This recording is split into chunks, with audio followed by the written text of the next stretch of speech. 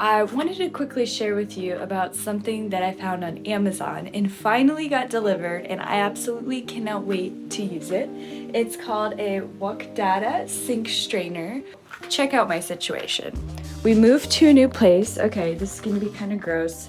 See the sink, and it has a strainer but no garbage disposal. I know, kind of crazy. I miss my garbage disposal. That strainer is a no-go. The way I empty it is just, you gotta get your hands dirty. This, however, really good quality stainless steel, and it just flips over like that. The way that this is designed is quite brilliant.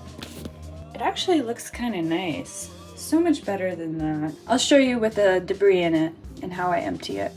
And the sink strainer finally filled up. I have basmati rice in here, eggshells, and I'm gonna just empty it. You turn it over. Oh my gosh, that was so easy. Wow, no mess. That's great. So yeah, it's able to catch even basmati rice because I was curious about that. Definitely recommend this sink strainer. It does not impede the flow of water. It catches way more, and it's so easy to empty. You just turn it over and it comes out.